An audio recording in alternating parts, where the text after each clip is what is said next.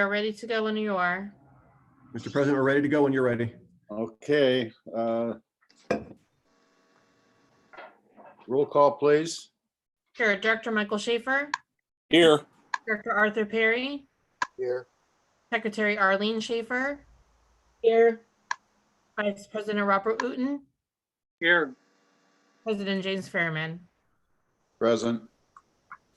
Thank you. Public comments. Is there anyone there that wants to address the board? If not, we'll move Mr. along. President, we did receive public comment from Mr. Mosher yesterday. Those comments were circulated to the Board of Directors for your review. Okay.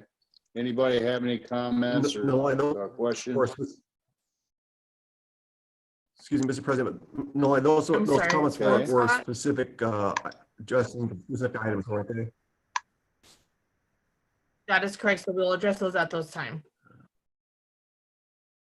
Okay, thank you. Okay. Then any other public comments?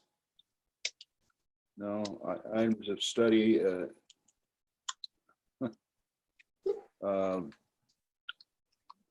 The April 2020 Code Enforcement Officer Report. Thank you, Mr. President. This report, there is no report, but we just want to put this on the agenda to let the board and the public know there is no report this month. Our code enforcement officer has been furloughed due to COVID-19, so there's no report this month, and that's all I have to report for you for the board on item number 1. Okay, thank you. Item number Scott, 2, organic tonnage report. Hey, Jim, before you move from the code enforcement, I just had a quick question of Scott. If that's okay. Yeah. Scott, when ahead. do you think Ed's going to be back at it?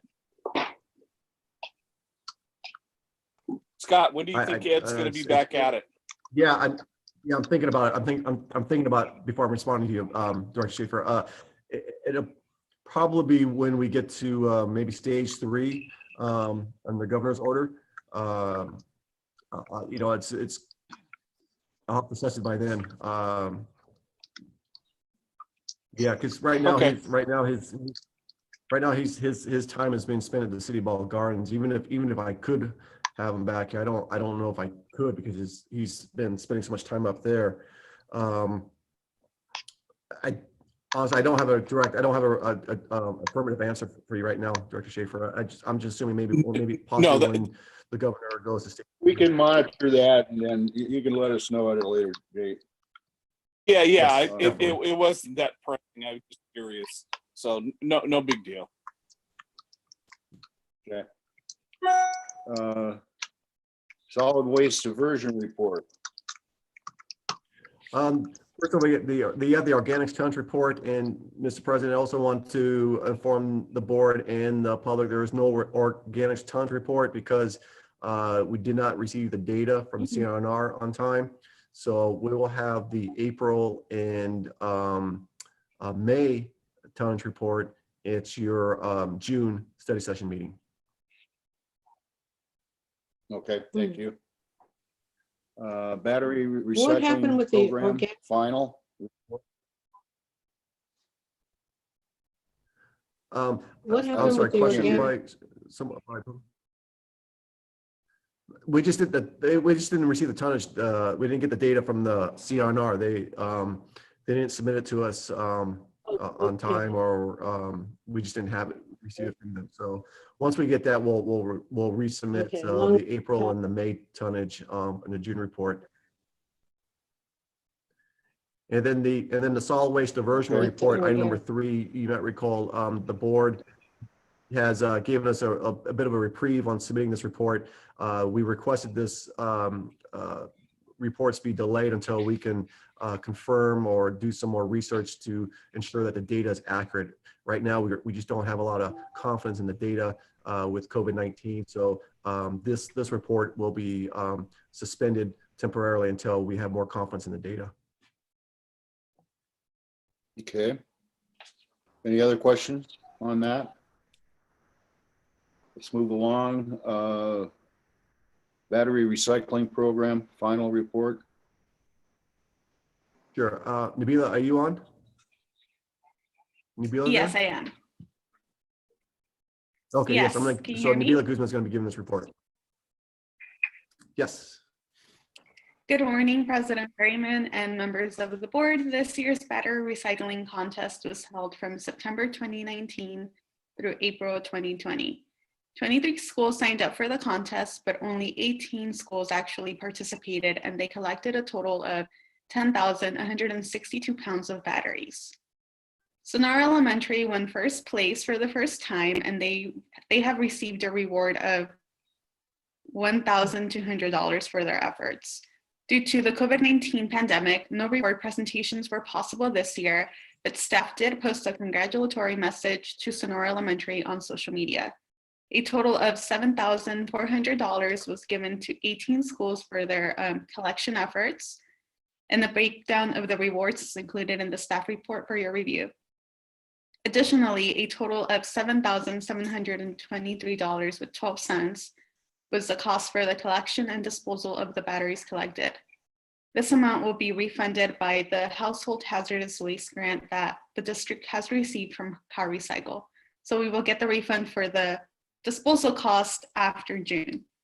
This concludes my report, and I'm happy to answer any questions the board may have. I have a question. Did we on- mail out checks to the school? Hey, one at a I'm time. here. first. Anyway, Mila, did you mail out- okay. mail out Okay. checks or- Go ahead. Are we sending certificates to each school to let them know what they're getting and, making something out of it rather than just saying, Sonora just gets it, no one else? In other words, Kelly Yes, Brook or so, St. John email Baptist, was- whatever. Yeah, so an email was sent out to all the schools after the last collection was made, so in early April. And the same table that you are looking at in the staff report was emailed to all the schools, and the reward check was mailed out that Friday. So it has been a couple of weeks since all the schools know what their standing was and that they've received their reward. So they'd be We're not going to congratulated. make the presentation this Sanitary year district. because of this. No, I know we're not. I know we're not. I'm just saying by certificate, we could just say, on behalf of Costa Mesa Sanitary District, we'd like to present you with this and congratulate you. That's all, something like that. Is that what you were I talking don't know about, if the Nabila? schools are getting any mail right now. Jim, I have a That's right, comment. the schools are The getting schools it. are getting mail. I know, I'm saying the schools probably aren't getting mail from the US government, from the post office. Because when Estancia closes, they don't get any until school reopens. Hmm. So it's probably sitting in the post office because they're not going to deliver to the schools because there's nobody there. Good point. Just, Well- just for your reference, because you'll probably see that none of them are cashed until later. Mm-hmm. I was going to ask you how it compared to our last year's results.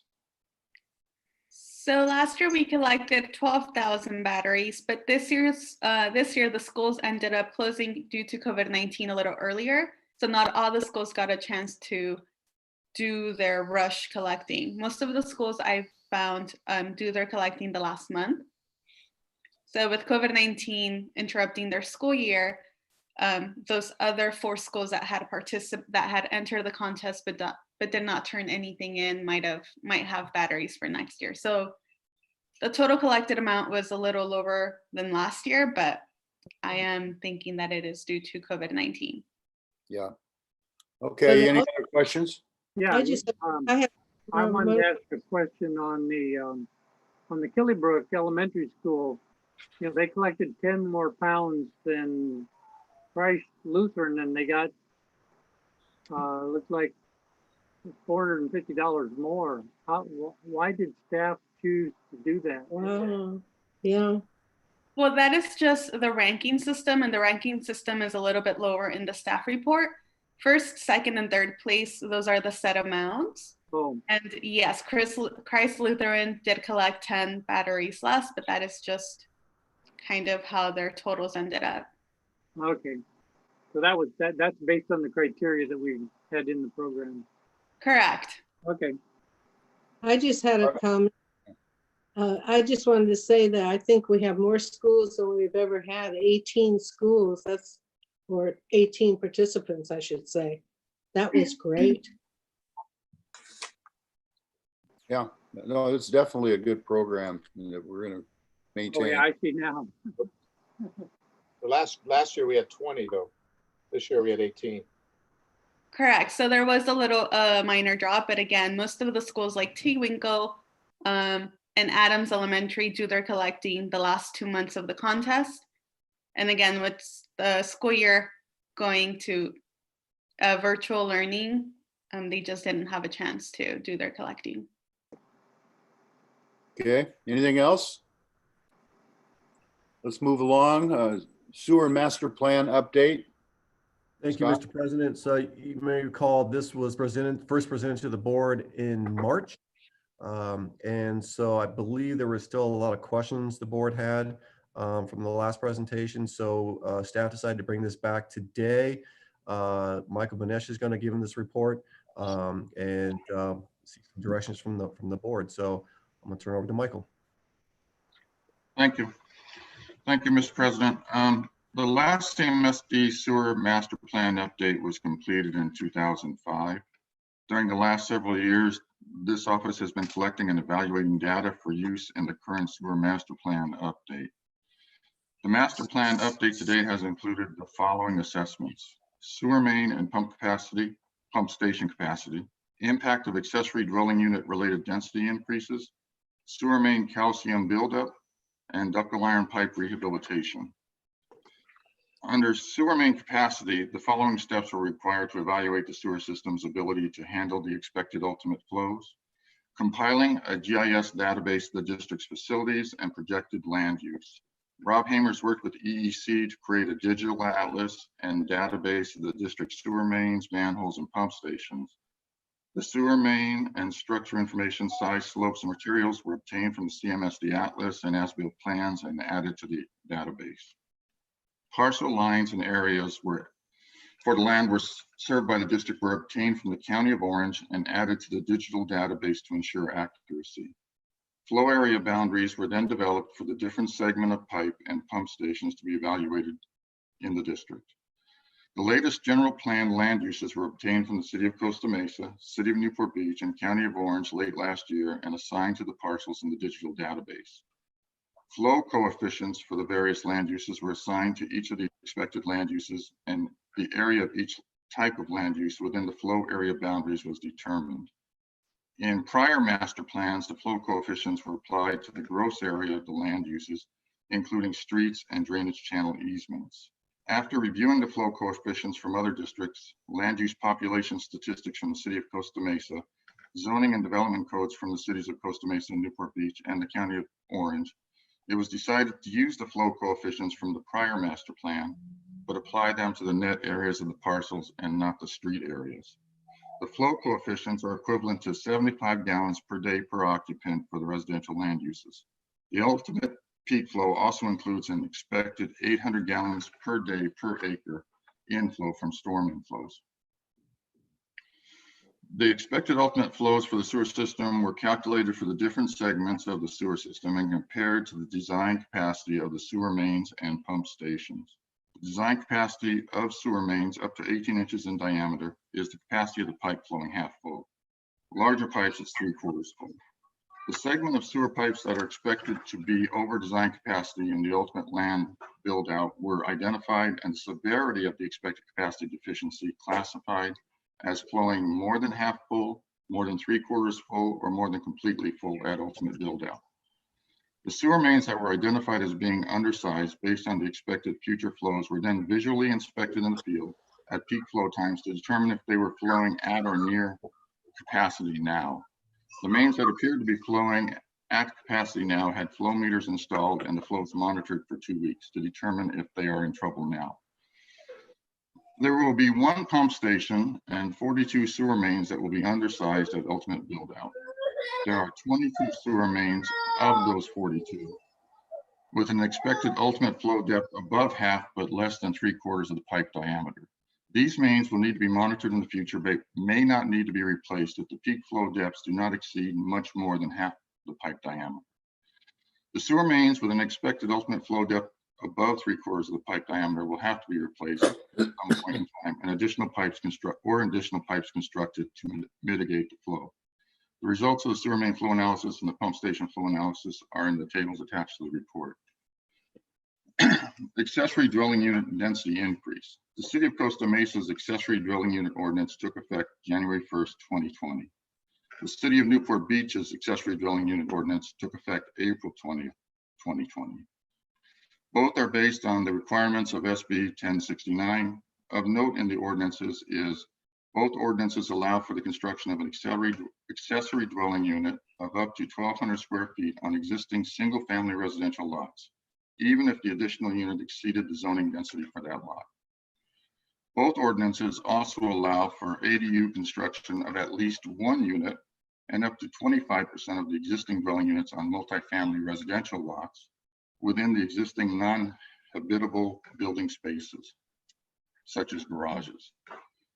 This increase in density could account for over 21,300 additional dwelling units in the district if every property owner availed themselves and were able to build additional ADUs. To assess the impact of these ordinances on the CMSD sewer system, the flow coefficients used for the residential land uses were increased. A worst case scenario was used in the assessment. The low density residential flow factor was increased to reflect a doubling of the density in those areas, effectively imitating the effect of every single family dwelling residential lot building an ADU.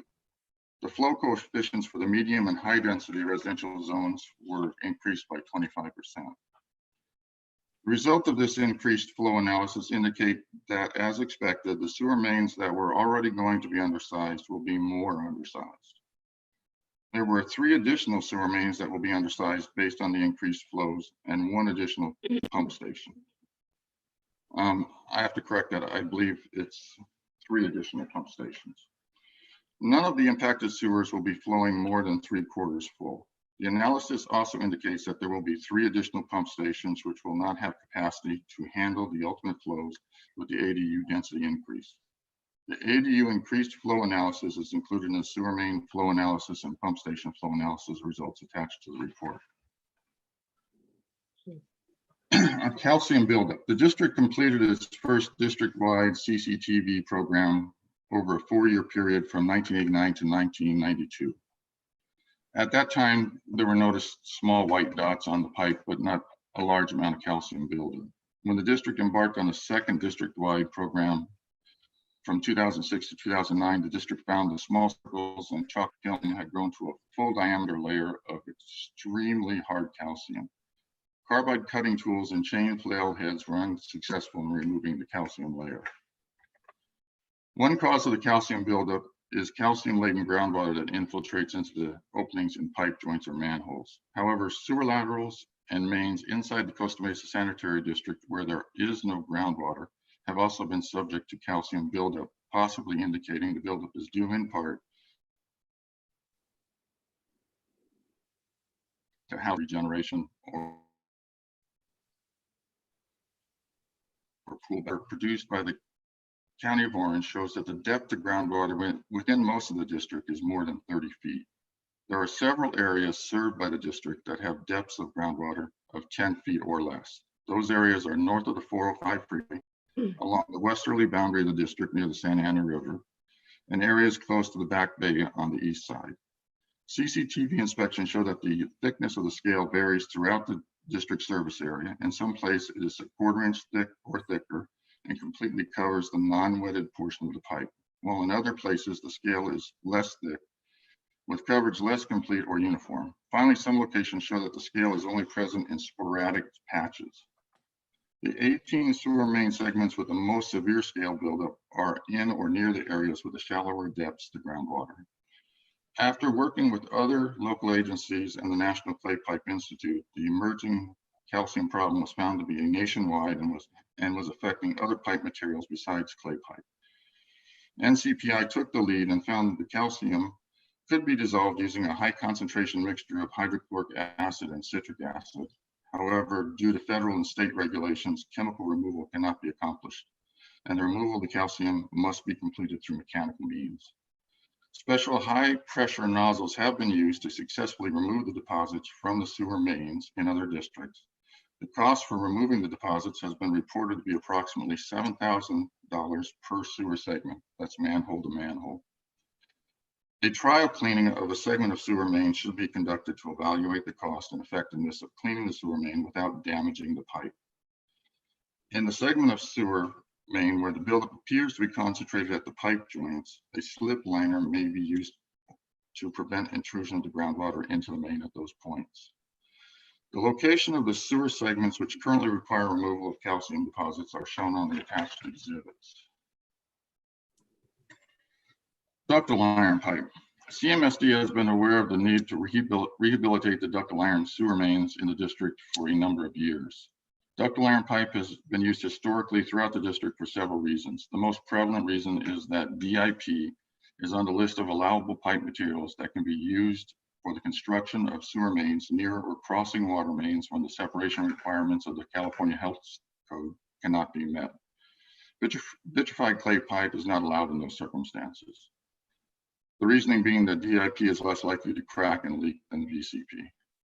This requirement of the health code is the apparent cause of many of the short sections of DIP found in the district. It is also the reason for some of the longer sections in narrow or windy streets where the minimum horizontal clearance between the sewer and the water mains could not be maintained. Another reason for the use of DIP on sewer mains was the construction of large storm drains or other utilities crossing the sewer main in close vertical proximity. DIP was used for the sewer main to avoid damaging the main during the backfilling and compaction of the utility trench.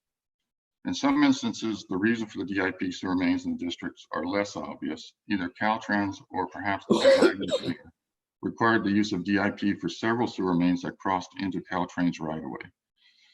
This was apparently the case for the sewers on Commercial Way and Industrial Way near Newport Boulevard. The portions within the Caltrans right-of-way are DIP, whereas the rest is clay, even though the depth, slopes, and etc. are the same. Ductile iron pipes are susceptible to corrosion over time as the lining material in the pipe degrades or is damaged and the mill is exposed to hydrogen sulfide. Over time, corrosion on a DIP pipe wall becomes severe and substantially thick enough to reduce the clear opening of the pipe to a point where a camera or cleaning hose has trouble passing. In addition to the interior corrosion described above, corrosion of the exterior surface of the DIP may occur if the surrounding soils are acidic. The most common method of rehabilitating DIP pipe is removing the corrosion by chain flailing. The chain flail nozzles are typically made so the chain is just short enough that the end will never hit the pipe wall. Otherwise, damage to the pipe may occur. The condition of the pipe interior is then ascertained by use of a CCTV camera and any significant defect repair. A structural cured-in-place liner is installed in the pipe. The liner has nearly the same strength characteristics of a PVC pipe and will provide protection of the iron pipe from the sewer gases and should extend the life of the DIP sewer by as much as 40 years. The district has less than 1 mile of DIP sewer main in the gravity system. CCTV identified 20 full-length manhole-to-manhole segments and 105 short partial segments of DIP. Capital Improvement Project number 328 is the first phase of the DIP sewer main rehabilitation project and is intended to rehabilitate the 20 full-length DIP segments. The locations of the DIP sewer segments are shown on the attached exhibits. Currently, these portions of the sewer master plan are in process. The estimated costs for the capital improvements necessary to increase the capacity of the sewer system are currently being evaluated. This entails estimating construction quantities and limits and the review of current construction prices for similar projects. The cost of the capital improvements necessary to increase the capacity of the sewer system to meet the estimated flows from the ADUs density increase will also be evaluated. That's the end of my report. Okay, thank you, Michael. Any comments or questions? I had a comment. No. Okay. You know, I'm just curious as far as how long can we prolong the lines for a useful lifetime, or are we just band-aiding it? Because it's been so long since we've done anything on this, and now, you know, it's going to cost a lot of money, I know, but we need to put it in some kind of order. I don't know how we're going to do this, but I feel that Michael needs to, you know, I'm sure he's taken a look at this, but he needs to kind of evaluate it all. I know Orange itself has a half full, had an ultimate build out, which, you know, you're saying if it's half full, you're recognizing it.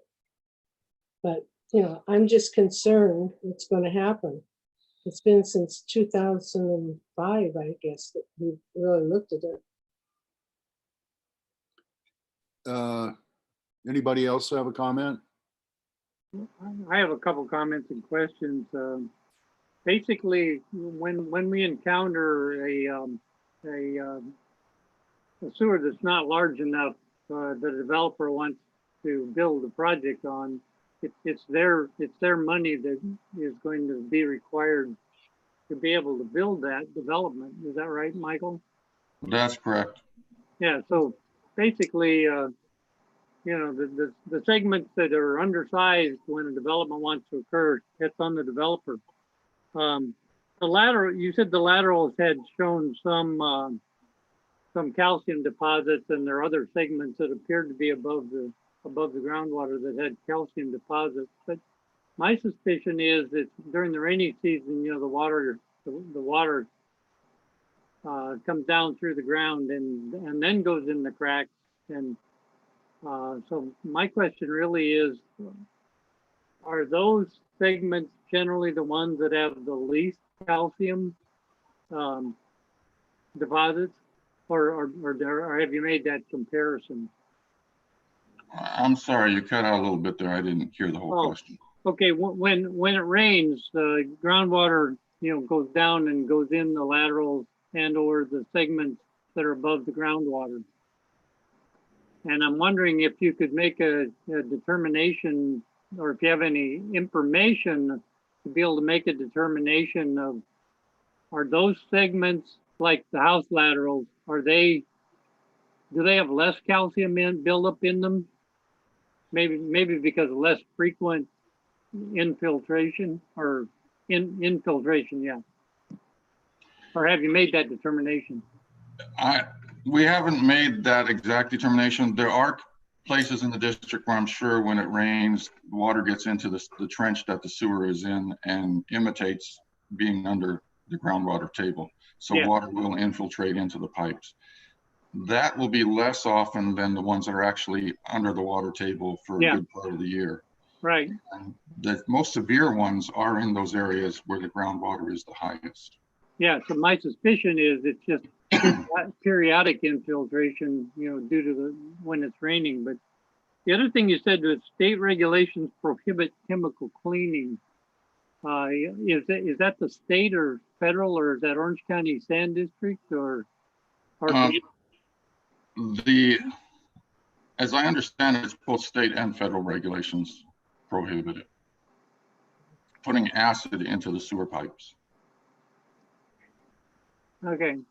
Yeah, I'm wondering if that pertains to, you know, continuous acid in the pipe or intermittent segment cleaning. Anyway, you know, that's a question we can I think you can explore further. Okay. It might be generally you just can't put acid in it. I remember we found industries when I worked at Orange County Sand District, you know, we wanted them not to put their acidic or caustic or whatever would cause pipe corrosion. But that was because, you know, they had completely eaten up their sewers. with long-term and steady inputs of materials that would affect the pipe. Anyway, I think that's worth, doing a little more thinking. Anybody else? Yeah, Jim, this is Mike. I have a couple of quick things. Michael, regarding the ADUs, as the city, either city, as they get permits to do these ADUs, we get notified that an additional hookup or whatever is going to be needed. That's correct. My suspicion is that construction of ADUs based on all of the stuff that's going on right now is probably not going to happen for a while. I think the construction and primarily I think with ADUs, we're going to see them on the east side of Costa Mesa, which probably has the oldest sewer infrastructure in the city. So we get a pretty good idea from those cities that these permits are taken out. And so are we keeping pretty close contact with the cities in terms of being notified that these ADU permits are coming through? Yes, if someone processes a permit for a building permit that requires improvements to the sewer or plumbing, we get notified of that. Do we have anything in place where we ask the person taking out the permit, the resident, are we asking them to CCTV their systems, or are we doing anything? Can that be built into it? Can we say, before we issue the permit, we want a CCTV of their entire system? We require them to CCTV the sewer lateral for any construction they do on site where they need to get a permit from the district. I wasn't sure about that. I appreciate that. So thank you. My second question has to do with the calcium buildup. You mentioned that we're close to the 10-foot groundwater limit or whatever it is on the north side of the 405 and the western boundary of the city, right? Right.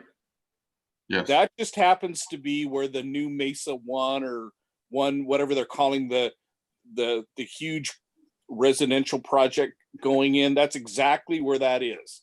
Yes. It went before the Planning Commission last night, and the Planning Commission voted to move it to the City Council for whatever they're going to do. What effect will, I think it's 1,200 units. My numbers may be off, but I understand there's going to be 1,200 new units built in that location. Right. What effect will this calcium situation have on that project? Any sewer that's built in that area has the potential to have calcium buildup because of the groundwater increase or the groundwater inflow. That particular project, I believe Rob Hamers issued a will serve letter for in 2016, and they're being required to build their own 12-inch sewer main that connects to OCSD. But it will be our sewer main because it's in the public street. Okay, I kind of remember Rob talking. I'd asked Rob about that a while back. So it's going to go directly to OCSD and isn't going to have a major impact on our flows or system at all, correct? Not at all. To me, that's good news. I appreciate that. So that's all. Thanks, Michael. Good report. I appreciate the work. Thank you. Thank you. Anybody else have a question? Mr. President, if I can ask Mike, do you have a projection when the master plan will be finalized? We've now collected all the data. We're still going through some of it to make sure it's right. There's some of the information we got from EEC was a little bit off. Nothing's major. So we're still doing that. And then we're going to do, like I said, the costs, put that together and the report. So I'm still thinking we're about 2 months out. 2 months out, wow. Yeah, I just want to congratulate you. I think this is probably, the best quantifying of the information we've seen and really desperately needed. You said the last one was 2006. We've waited way too long as an agency to do this. So I appreciate you, your effort and the explanation. Thank you. Thanks, Mike. Anything else? Mr. President, we did receive public comment from Mr. Mosher on this item. If I could read them, please. Okay. Said, regarding the potential impact of accessory dwelling units, the analysis likely exaggerates the impact of the new regulations in that it is unlikely every property owner will add an ADU. However, the impact of individual conversions may be greater than analyzed, since the state regulations require allowing the possibility of not one, but 2 ADUs on every single family parcel, a freestanding ADU and a junior ADU, which has a separate kitchen but not necessarily toilet and bathing areas within the existing structure. In effect, every single family residence can be converted into a triplex. Number 3, much more importantly, I am not aware CMSD is required to increase its capacity since the state regulations allow cities to limit the construction of ADUs in areas where sufficient infrastructure to support them does not currently exist. Rather than spending ratepayer money to develop capacity that may never be needed, I think a better approach would be to inform the relevant housing permitting agencies of the current capacity so they could limit the number of ADUs accordingly. More generally, the concept of planning for ultimate build-out and the idea of a build-out city is a very tenuous one. The tendency of state mandates in recent decades has been to demand adding increased housing density to existing general plans with every new housing element update cycle, regardless of how built out the existing residents may feel their community is. As CMSD is aware, both Costa Mesa and Newport Beach have received orders to plan for large numbers of new housing units in SCAG's 2021 to 2029 cycle. How will that play out and in the years beyond is difficult to anticipate. End comment. Any questions or comments? Yeah, I'd like to comment. I think he's dead wrong. He doesn't understand the policy directive that I don't think we can stop developers, or we should stop developers, but developers or whomever wants to add capacity beyond what we have, it's on their nickel. So I think number 3, he just doesn't understand it. Yeah, Bob, I'll contribute. Jim, sorry, but based on, and Jim, you and I have both attended these OCOG meetings where the regional housing needs assessment is being skewed more towards affordable housing. Residents are going to start looking for affordable housing. And as an owner of a single family home, if I have room in my yard and I see an opportunity to provide affordable housing and make a profit off it, I'm darn well going to go for it. So I agree with Bob. I think that Mr. Mosier is wrong. I think we need to plan for the ultimate. I would much rather be full bore prepared than to have to backtrack and fix things that we should have done. So I agree with Bob. I want to comment too. I completely agree with Bob. After being on city council, and Mike's been on city council, that this is completely wrong what Mr. Mosier's saying. Also, I want to comment to Michael that even though I gave my little report before, I do want you to know congratulations are in order. You did a great job on this. It's quite a large opportunity to be able to express yourself on all this. There's so much to all that you went through. And I think you touched on everything that we really needed to for us. And I look forward to the master plan being given to us. Thank you. Thank you. Okay. Anything else? Let's move along to review and discuss draft 2020-2025 strategic plan. Thank you, Mr. President. So as you know, we had a discussion on a special meeting on May 6th. Following receiving comments and suggestions from the board, staff met again the following day on May 7th to review the recommendations by the board, and we discussed revising some of the items. I want to go through some of those revisions with you right now, and then we'll pick up where we left off on the 6th. If you can go to slide number 4, Nolani. This one seemed like created the biggest discussion. The board did not like the word contamination in our vision. And so after hearing the board's comments, again, we met, the staff met the following day, and we drafted this new vision, which says leading a community that is free from solid waste and wastewater pollution. We believe in the word having leading because we think it's important for us to demonstrate that we are leaders in our community, and that we're leading the way to ensure that our community and the environment is pollution free. So I'd like to get your comments on this new vision that we created. Comments, anybody? That looks good.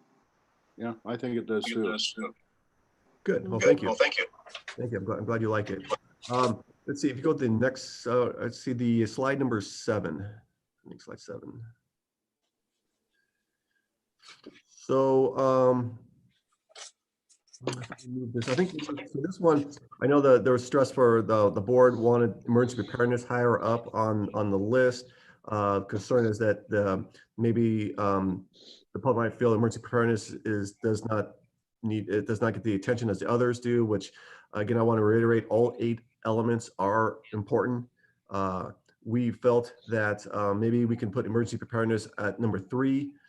We still feel strongly that sewer infrastructure and solid waste should be 1 and 2 because that's our bread and butter. That's what we do. That's why we exist, is because our sewer and solid waste. And so that's how we thought it's very important to keep that as 1 and 2. And then we can move emergency preparedness into number 3. We also revised human resources management by taking out the word development. We're just calling it human resources management, which is more appropriate. So any comments on that? Anybody have anything? I think 3 would be appropriate. Okay. Okay. So I'm not going to go over all the, if you saw the other slides, and what's done in red is how we revise some of the strategies and the action plans. If you want to discuss more, we can do that. But as far as time permitted, I thought we move on and to the, I think it was community outreach was the element we left off on. Yes. Yeah. So so here's our community outreach and communications. Our objective is to engage with the community through clear, informative, and accessible communication and learning opportunities. Any questions or concerns on the objective? Anybody have anything? Comments? I think that's fine. Yeah, it looks very good. Okay. Looks fine. Okay. Move on to the next slide, please. So this is our strategy, how we achieve that objective. Again, I won't go through all these items here, but this is what staff came up with as far as our strategies to achieve that objective.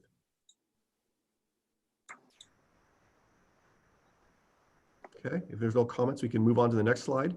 Did everybody have a chance to take that in? Okay. Yes. Okay, let's move along. Okay, so to talk about our actions. So let me just, excuse me. So I think there's a typo on there. So I think she said highlighted residents proponent. Is that right? I think we're missing a D. So so this is establish a campaign to highlight residents practicing sustainable, encourage residents to and give away items.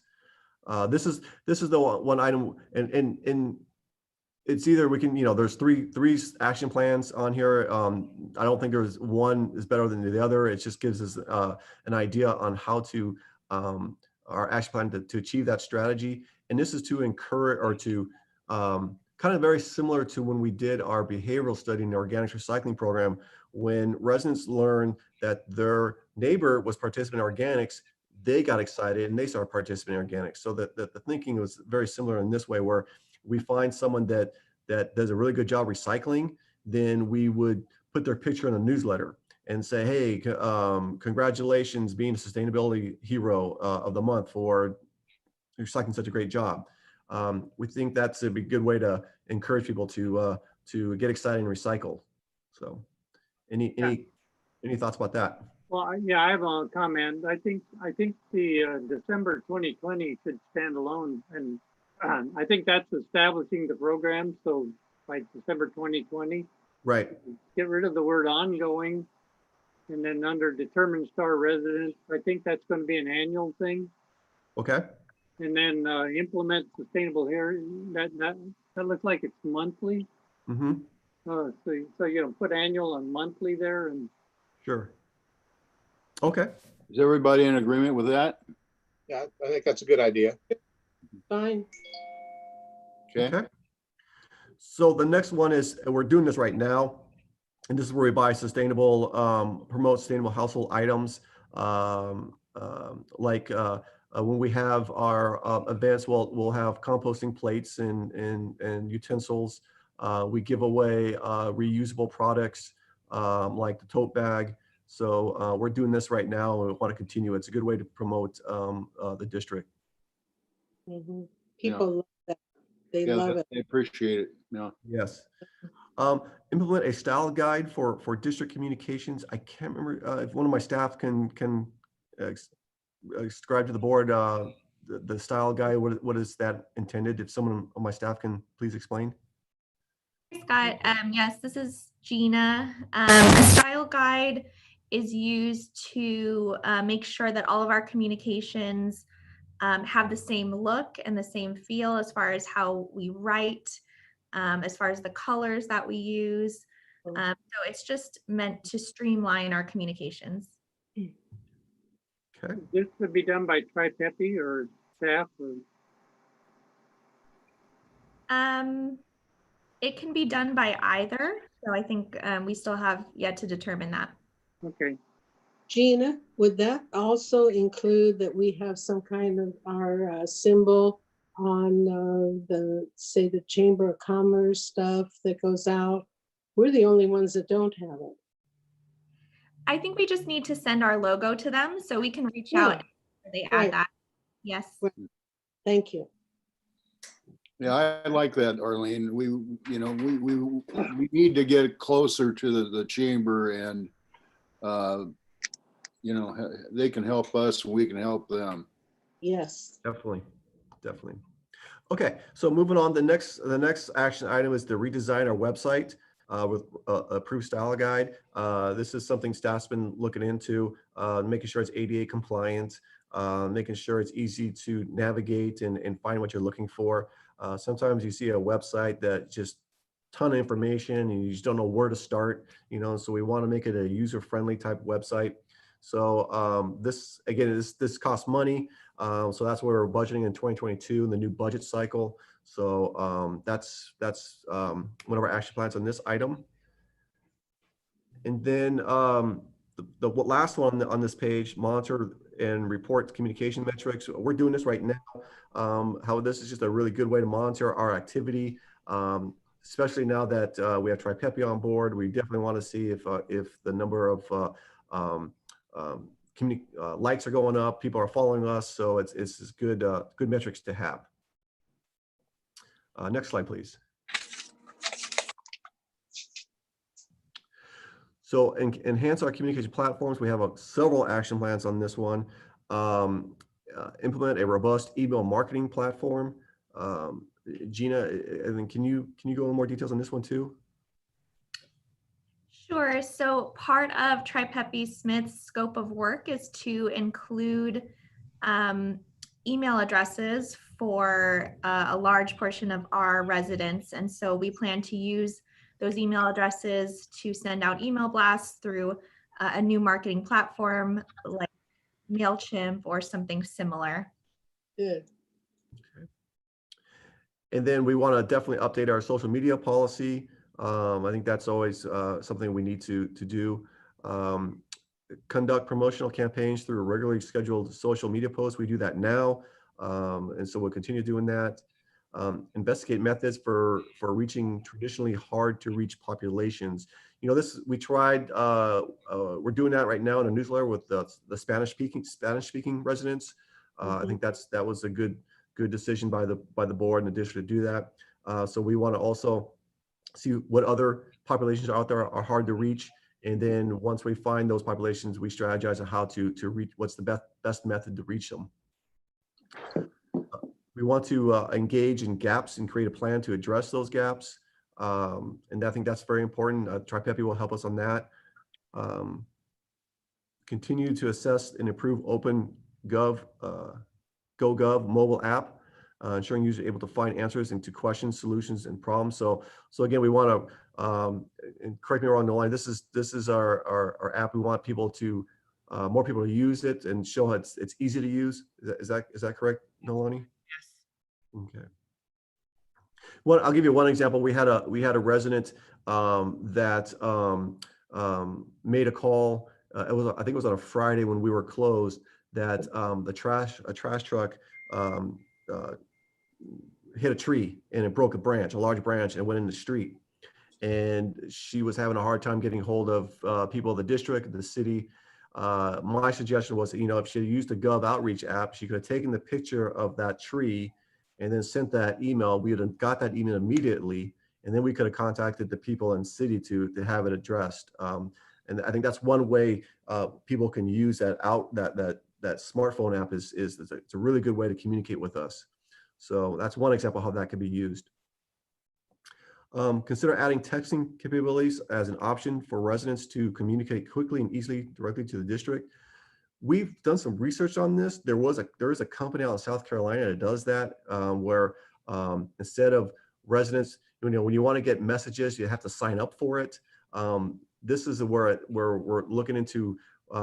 There's nothing to sign up. That if a resident wants to text us a question or a request, they just text to us and it goes to a staff person, and then we respond to them. It's really simple capabilities. So we're looking at doing that.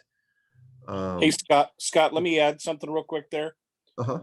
I know through my company, if one of my customers sends a text to my landline, I get an email with that text. I don't know the name of the program. I can find out, but it's a real simple. It goes right to my email. Yeah. We call it SF Connect for State Farm Connect, but and that might be worth looking into as well, where they can send a text just to our landline. If you can give me that information, we'll definitely look into that. That's all right. Let me see what I can do. Thank you. And then, of course, conduct community outreach surveys. I think this is very important. We should continue doing this. Doesn't have to do every year. I think we have on here once it's every 2 years, so 22, 24. This is extremely important to engage with our residents to see how they feel about us and on the service we provide, and if they're aware of what we do. That's how we learned from this last survey, and that's why we hired TriPeppy. So I think this is really important to continue doing the surveys. Scott, I had a comment. How long has it been since our last survey? Well, you might recall we just did one this year, and that's why we hired TriPeppy, because of the findings. We learned that a large amount of people in the community aren't aware who we are and what we do, and so that's why we went in and hired TriPeppy to help us with that. Well, what I'm saying is, I think we should wait a while to do another one, because we did get that one, I thought. Right, and that's what I'm suggesting, every 2 years. So the next one we do is 2022, 2 years. I could see that.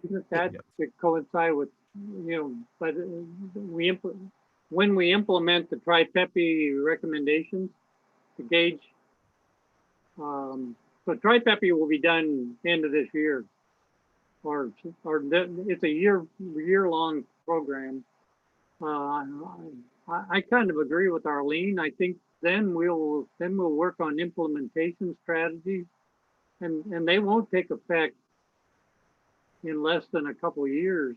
But I think we should evaluate those dates and potentially move them out to after we've implemented some major strategy that we need to get their input on. Yes, definitely, absolutely, good suggestion. And then last on this slide is, we're doing this right now, as you know, is hosting workshops, tours, special events like SEPA, State of the District, and Town Hall meetings. Yes? So we're doing this now. Move on to the next slide, please. Scott, before Yeah. I just wanted to add on that. I think it's so great if we could put something together for the educational part of the VIPs. Like there's different legislators around town that we could, sometime in their time that they're down here, find out what convenience they would have. We need to get together and send something to them, and inviting them as well as the council to go to CR&R and see what really the base of how we do things. That's Okay. my, So my- an action plan is to coordinate tours with elected officials, something like that. Right? yeah, I think it'd be so worthwhile for us because they would have a better understanding of all that's going on. But yeah, to add on to what Arlene is saying, each of those legislatures, pumps out weekly, daily, monthly, whatever information items to their constituency, and we could use them to, highlight our programs. Mm-hmm. Yes, definitely. Right. Good point. I get stuff from, or many of us get stuff from different legislators, and they just tack it on the end and Yep, help us definitely. highlight, help us, get out to the public that we're doing something. Definitely. Right. Okay, let's move on to the next slide, please, Nalani. We're just finishing up on this element, just a couple more. So use clear messaging and education to engage the community in district programs and activities. And the action plan for this is to promote awareness and inform residents of progress and milestones of district projects. I think these are like measurements. And then issue resident surveys, short yes/no questions regarding district services to analyze awareness and behavior changes. So this is really ongoing type of surveys, just like, kind of like after you purchase something and that business will send you a short survey. Hey, how do we do? Kind of like that kind of like format is to send out a quick survey and how we did, or is there anything we can do to help you? Something like that. And that's just helps us further engage with our residents. Yeah. Jim, can I go back? I want to ask Scott and the board staff to consider 2 additional strategies, and I missed them, when we went over the strategies. I think we need to develop a plan for shared services. That would be with the city and/or Mesa. And I think we also need to develop a plan for lack of a better word, for taking over services that the city, that we think we could do better than the city, like, multifamily housing, multifamily trash pickup. We could add storm drains in there. I think we were talking about street Even sweeping. And I think the way to do that, to encourage city to do this, is to take over some of those services that the city is losing money on and/or making money on. And I think we could set up like 2 or 3 enterprise districts, like trash and sewer, but it would be storm drains, street sweeping, and maybe just an expansion of the trash policies to take over multifamily. So if the city loses money, they're going to tell us to go to hell, and they did. And if the city can't handle something like storm drains, I believe we could probably do, set up an enterprise district for storm drains, and we could get the thing done. The city will never get it done. Okay, so that those would probably be good under partnerships. So we can look at. Well, no, I think their strategy. Well, I would suspect their strategies all by themselves. Well, the strategy for what element? What element? A partnership is an element. So that's what I'm saying. I think that's a strategy for a partnership element. Yeah. Okay. Yeah. Is that different than this? The communications outreach? Yeah. I think that's more, the communication is getting the word out for us. I think what you're describing, Vice President, is more of a partnership, because you shared service. That's what it is. It's a partnership to provide shared services. Okay. Got it. So Scott, this Mike, back to the community outreach. Mhm. I really, and I think I've brought this up before, but I really like to see us have some elements where we're reaching out to the youth, to kids. You talked about recognizing a citizen for, extra efforts in recycling. I still think we need to get the message to kids, and I'd like to see us do a program where we recognize, like every other month or something, a kid who's doing an excellent job of promoting recycling.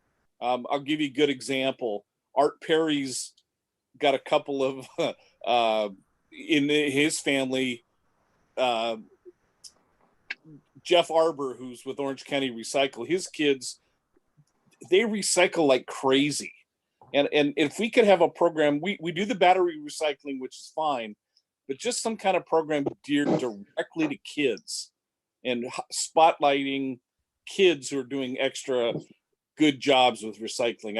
I don't know how you incorporate that, but I'd like to see something like that. Okay, we'll find out where we can probably put that in community outreach or a partnership.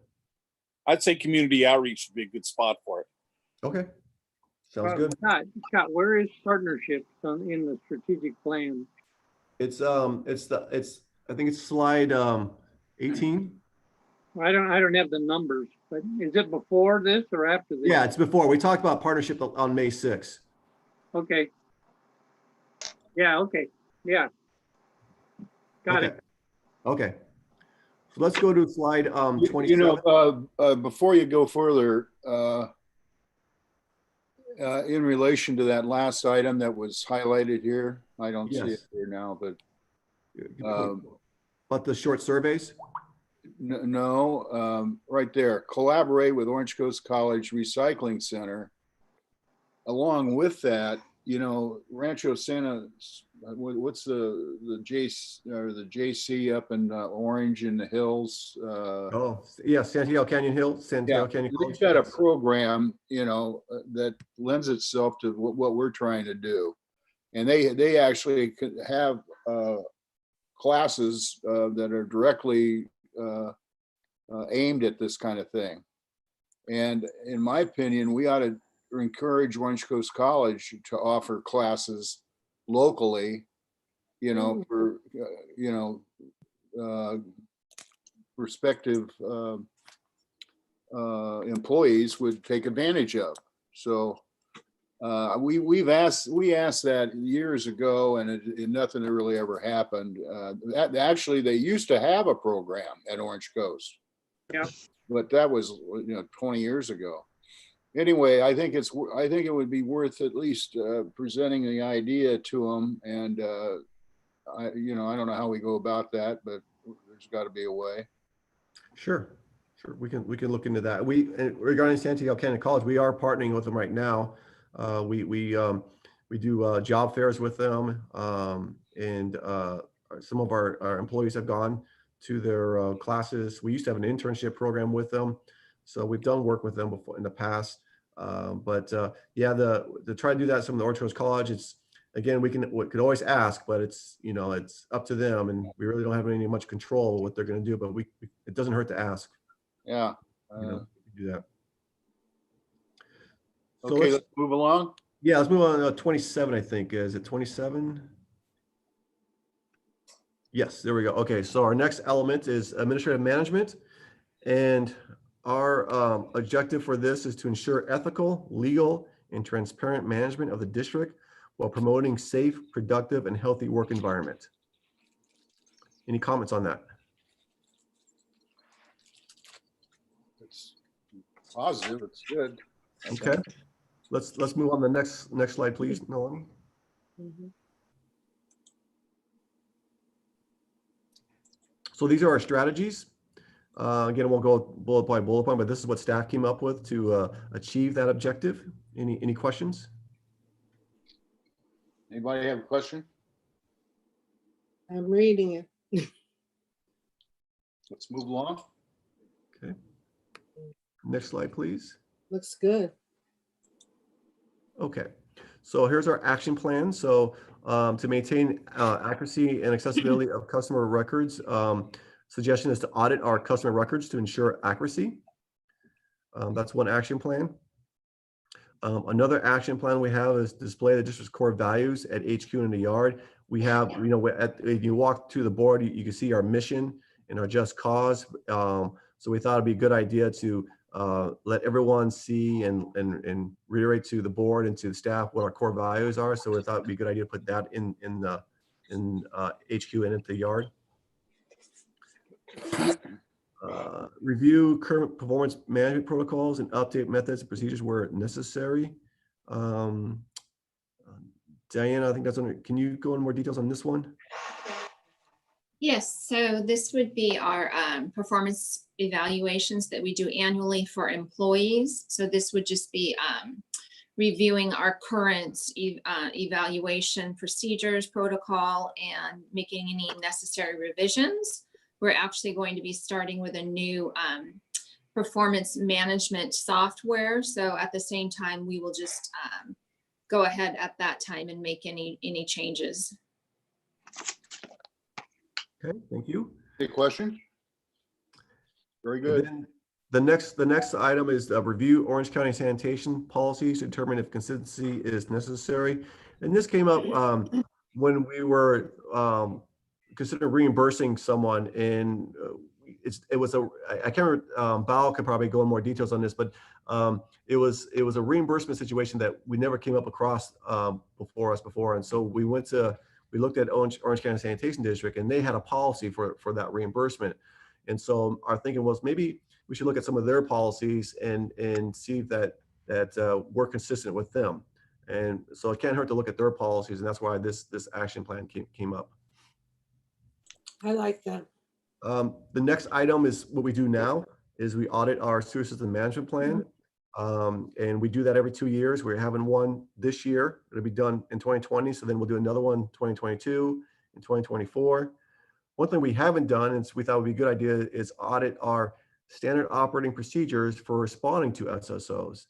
Now there is a component in the SSMP for responding to SSOs, but we also have a separate document that's called SOPs for responding to SSOs. And so it'd be a good idea to audit that document to make sure it's consistent as well. And then the last item is assess SOPs for all departments to ensure organizational efficiency. So for example, in the front office, it was good to have a standard operating procedure so that when Tanisha and Bao are on breaks or they're not here, then someone like maybe Nabila or Lou, when they work in the front office, there is a standing operating procedures they can follow in case they have any questions. So it's a good part of cross training as well. So we thought that was very important. It's like shadowing. Kind of. Yeah. Yes. Yeah. Indirectly. Sure. Next slide, please.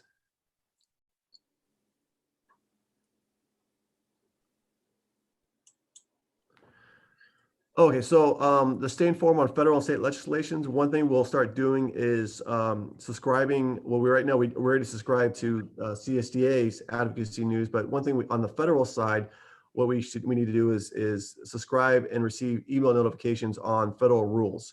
So there is a website that you get notified when there's a new rule in place and they're seeking public comment. So we thought it'd be good to stay informed on federal rules. Also, South Coast Air Quality Management District, they have rules that they adopt. It'd be good for us to stay in tune with them, so there's no surprises. Something we'll do. We currently conduct legislative analysis and pending state legislation. We do that now, so we'll continue doing that. Comply with new applicable government regulations and laws. Again, that'll be ongoing. Most recently, this COVID-19, we had to revise a lot of our, or not a lot, but some of our personnel policies. So we'll continue doing updating our regulations. Scott, I was thinking that should be done, say, annually by April or as necessary. Well, we put it ongoing only because, we never know when new regulations are coming down the pipeline. Or like with COVID-19, I mean, these are totally new regulations we weren't anticipating. So I think that's why we keep it ongoing. Yeah, Okay, but the big one is, okay, whatever, go. Okay. Continue to be proactive in addressing employment issues by reviewing compliance with current emerging employment regulations and by providing ongoing supervisory training. Again, we do this now, so we'll continue doing it. So optimizing the use of technology. One action plan is to connect to the City of Newport Beach and the City of Costa Mesa permits planning departments. This would be, this is in the pipeline. We've reached out to both cities if we can be like users to the permits system, so that way we can know what's being reviewed, what's been approved. So really there's no surprises. We're in constant communications with those cities on the permittings. We have discussions with them, and they said they'll allow us to access the new system. It's just, it's going to take some time. They're just not there yet, but we've had that discussion, and we're hopefully to do that within a few years. The next one is exploring using artificial intelligence, which we're doing right now. We are exploring using AI to detect manhole covers and manhole rings, which we're very excited to share with you here real soon. This will be the first of a kind in the wastewater industry. So I'm really excited about using AI. So stay tuned on this. This is very exciting. That's one that Bob uses all the time. Yeah. The next one is assess efficiencies and clarity for public interaction and services by creating and providing easy access for a customer survey for district transactions, like an iPad in the lobby for the public to give immediate feedback, or a pop-up window for all who visit the website. Also, I think it's good to have like an iPad for, I know in the City of Newport Beach, they have iPads for and instructions for people who have hearing disability. So something like that would be good to be put in the lobby as well. Yeah, that's very popular. The fair had it, Orange County Fair had it, and people they stand in line to have a turn. Okay. Any questions on those action plans? Maybe we could borrow the fairs this year. Yeah, they're dormant. Yeah, there you go. Okay, let's move on. So human resources management. So the objective here is to create a culture that's based on safety, trust, cooperation, and development that results in a high-performing organization. Any questions? Anybody have a question? Okay. No, that's good. Let's move on. Oh. Next slide, please. And this is our strategies. Again, I'm not going to go through bullet by bullet point, but if there's anything you see you want to talk about, now's the time. Anybody have anything? I don't know.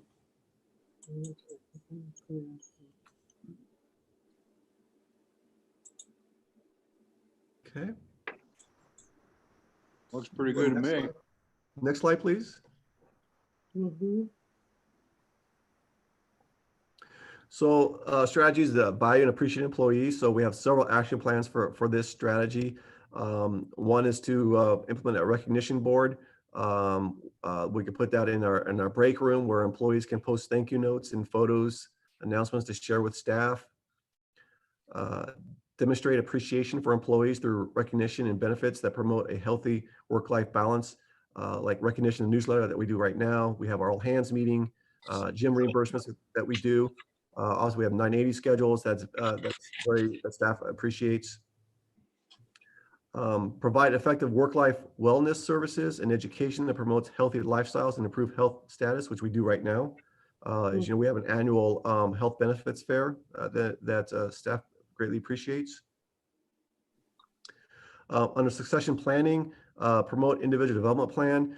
We have a form that's used to help where the employee and the employee supervisor gets together and they develop a development plan that they can achieve their career goals, or whatever that goal is. If they want to be a general manager, then they would sit down and say, okay, here's the steps to take to be a general manager. You know, it's a very useful tool that we use with our employees.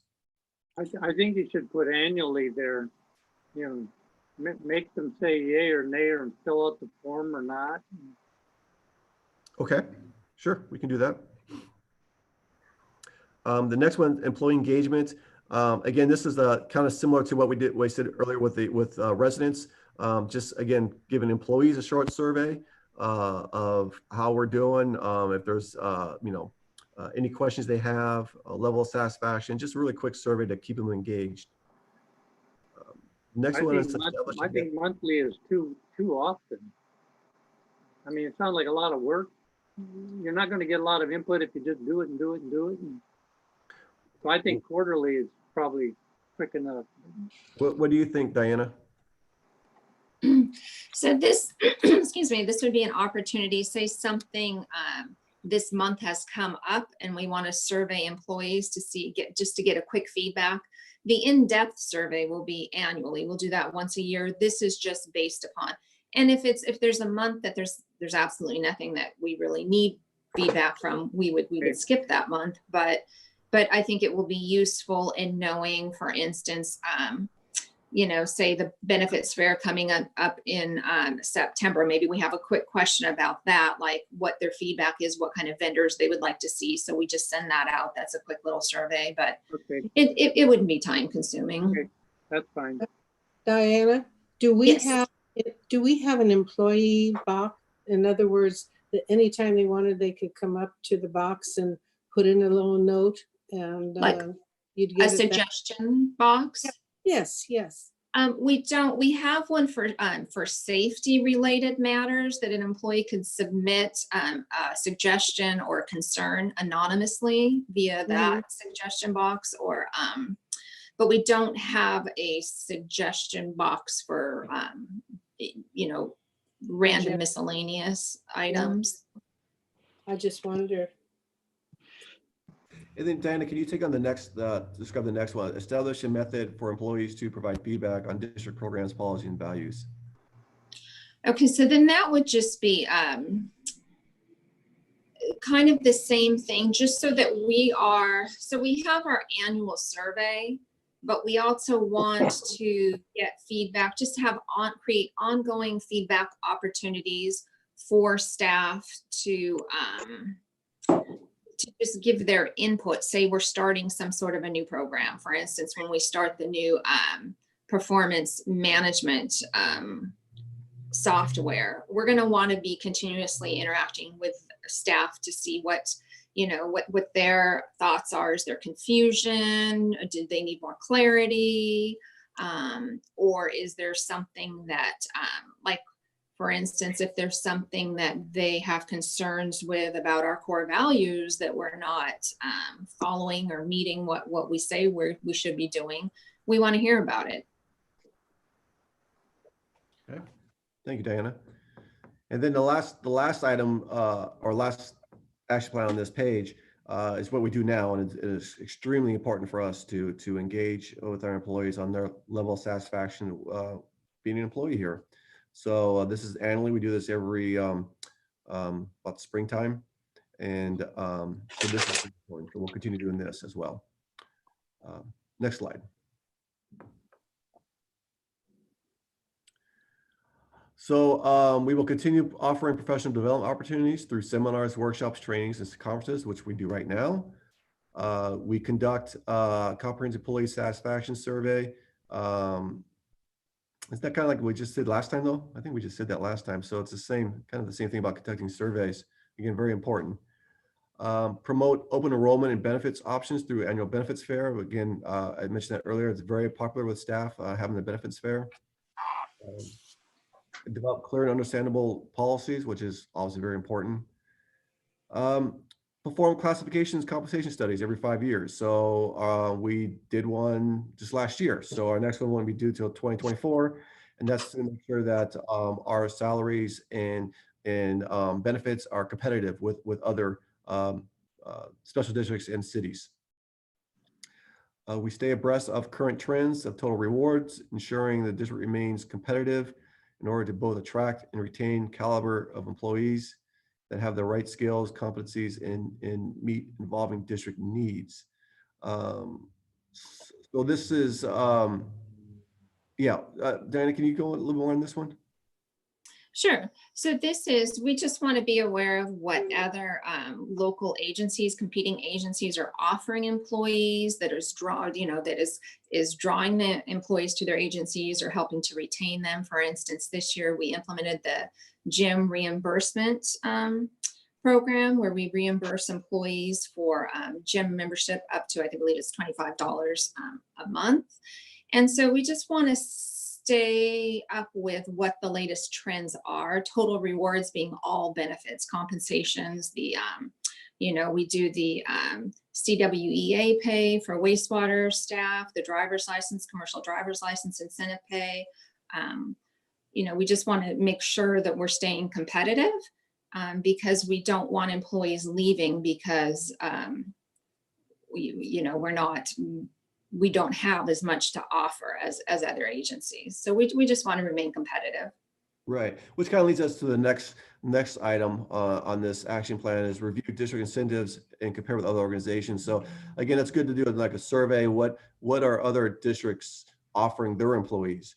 And so then we can do a kind of like a compare and contrast and see if that we're competitive, and maybe the other districts are providing incentives that our employees might like. And so if that's the case, we bring that back to the board for your consideration to approve. But it's always good to, like Dana's saying, to make sure that we're competitive with other agencies. So in other words, you do like a benchmark. Yes. Okay, that'd be interesting. Yes. Yes. Okay. Next slide, Nalani.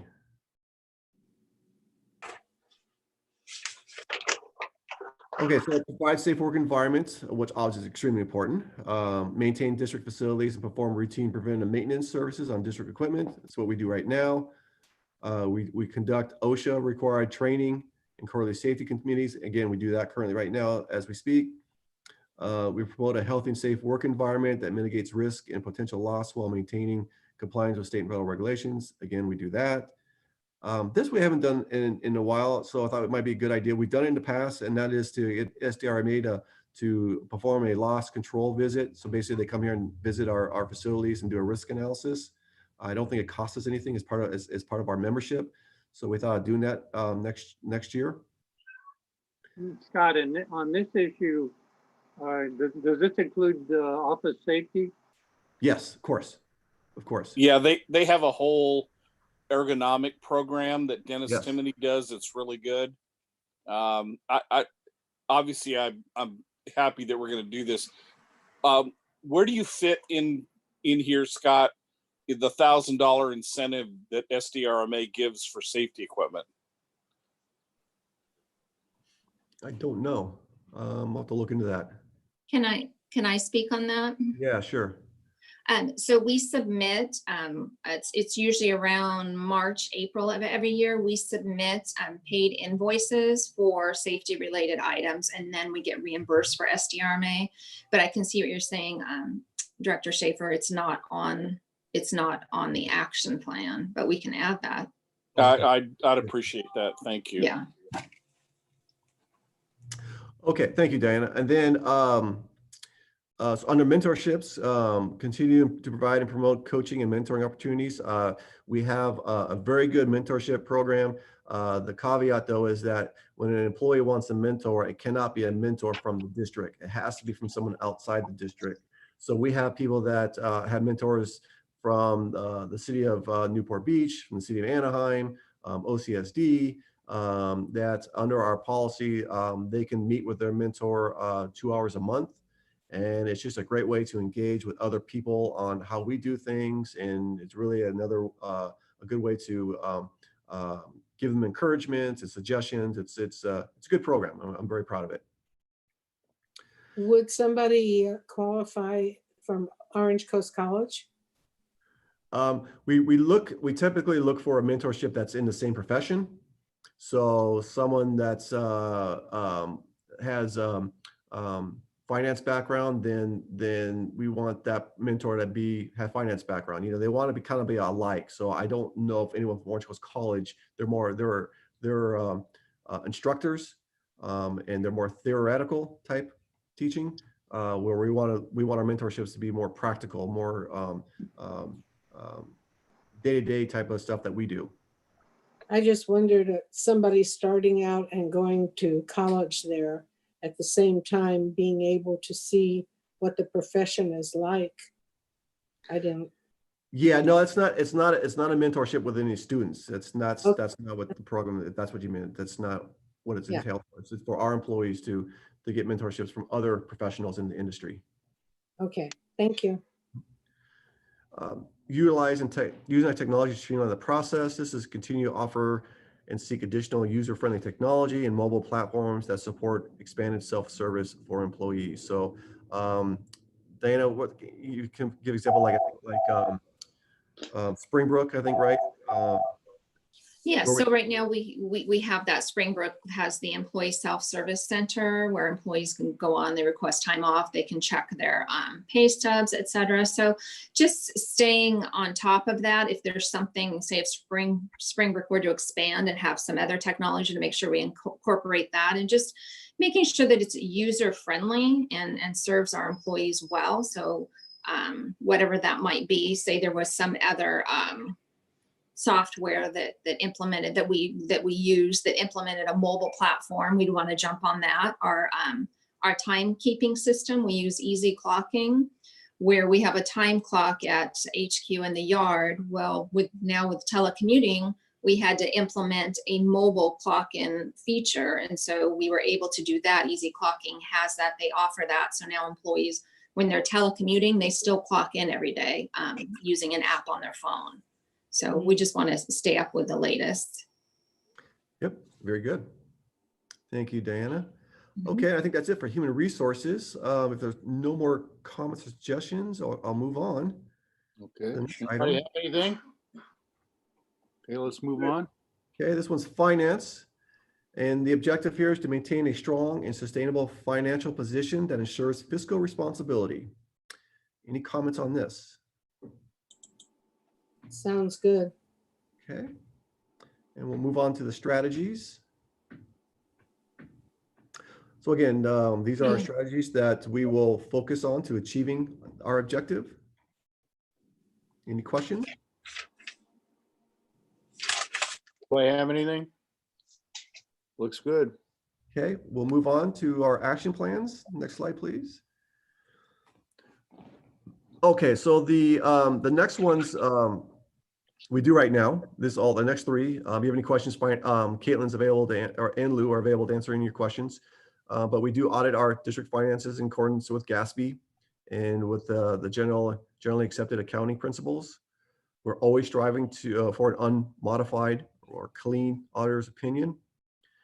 And then we complete and submit our CAFR and PAFR to GFOA for an award. So we're doing that now. We'll continue doing that. Good.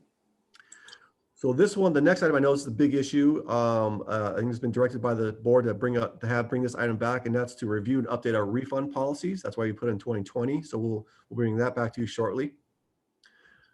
Review fixtures and plan check fees. Again, that's a very good practice to do to make sure our fees are recovering our costs. So we'll do that again in a couple of years. We'll review and follow up on unpaid permits. Again, that's important to make sure we don't have any lost revenues. And then we're going to seek alternative revenue sources. Lastly, we're going to create a 5-year revenue. Scott, on that one, I think we ought to put a date on that. For alternative revenue sources? Yeah, like develop a plan by 2021 or 2022 or whenever, you know, if you don't do it, Okay. well, I just think it needs to be done sometime. Okay. Caitlin, do you have any suggestions on when you want to get that done? Because Say 2021. I was thinking if there are grants out there, and we will always be seeking for grants and other any alternative revenue sources. Well, so this isn't looking for different revenue sources. It could be grants.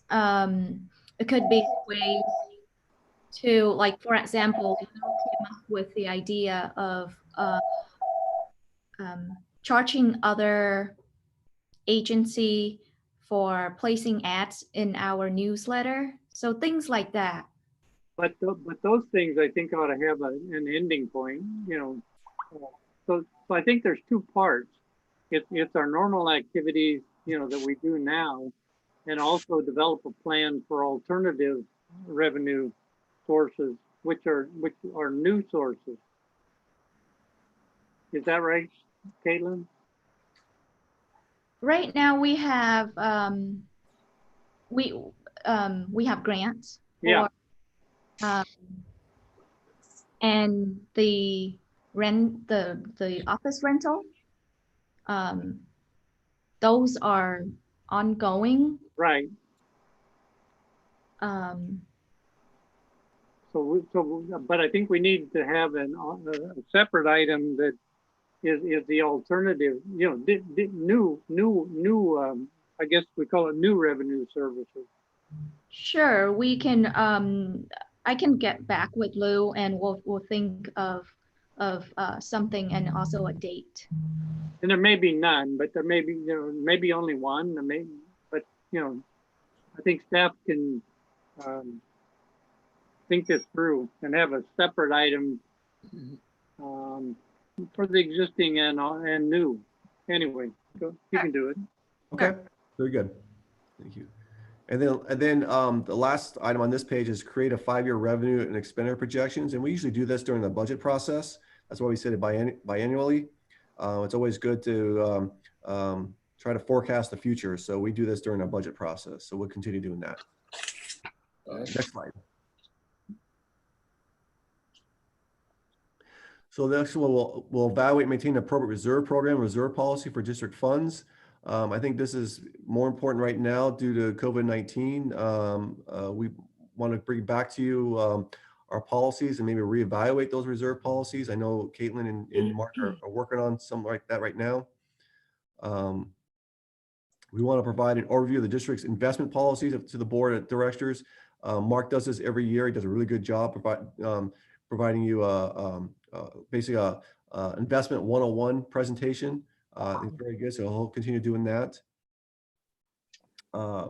Review asset life cycles in the asset management plan and determine which assets reach the end of the life cycle in 5 years. Then we'll develop a 10-year capital expenditure plan, which I think we have to do and submit that to the city. So that's a requirement as well. We will input our asset management information into GIS. So that will let us know when our life cycles are expiring and when to replace our assets. And then we'll do a wastewater rate study and a solid waste rate study to make sure our rates are competitive. We just did that recently with solid waste when we did the rate hikes. And in our performance measurements, we do that on a quarterly basis anyways with the wastewater rates. So we want to make sure we're competitive. And that's it for finance. Any questions on finance? Well, the asset management item, I think we ought to just move it back to, you know, the long list of asset management things under sewer infrastructure. Or is this just pertaining to, well, I would move that back, you know, with all the other items on asset management. The one where it says review asset life cycles? No, well, under finance, you've got a thing called asset management. Am I a page ahead or? Oh, okay. Yeah. Okay. So you move that to asset. I see what you're saying. Yes, I get you. Yeah. Sure. Not a problem. Okay. I think we got one more element and then we're done. Last one, I think next slide is emergency preparedness. This is our new element. And this one is to maintain responsible emergency management practices to protect public health, safety, and district resources. Any questions? Pretty straightforward. Okay, go to the next slide. And pretty simple. That's how our strategies to achieve our objective. And then let's go to the last slide and then we're done. So we will participate in REROC emergency preparedness exercises. We will conduct regular equipment testing and emergency exercises like our 800 megahertz radios and generators, and we do that now. We're currently doing that right now. We will complete required emergency management training for NIMS and SIMS and the radio alert OC, which we do that now as well. This is something we haven't done before, and so we're going to try doing this, and that's every year. There's all the organizations participate in called a Great California Shakeout Earthquake Preparedness Drill. This will be our first time participating in this event, so we'll do that this year. We will also audit our emergency supplies and vendor list to make sure it's updated. We will review and update our emergency operations plan, and we'll do that biannually, which is always important. And then this is something new too. Conduct a feasibility study to install batteries for our solar system. So if the theory is, we'll have batteries here. So if the power goes out at this building at HQ, then the batteries kick in, powering up the solar panels to continue making sure we have power. So it basically, we won't require a generator be brought in here at HQ. So the issue is going to be, one, do we have the space, and two, how costly are they? That's why I suggest we do this in 2022 when we budget appropriately. So this will be an interesting study to be performed. Is this, I like that idea. just to power up necessary functions, or? Well, right now, if we lose power, we have to bring a generator in, and it doesn't generate. The generator does not power up the entire building. It just powers our EOC. Yeah. So the idea is, if we have a batteries here instead of the generators, and the batteries could power up the solar panels, that will give the entire building the power we need. When you say power up the solar panels, I don't understand that.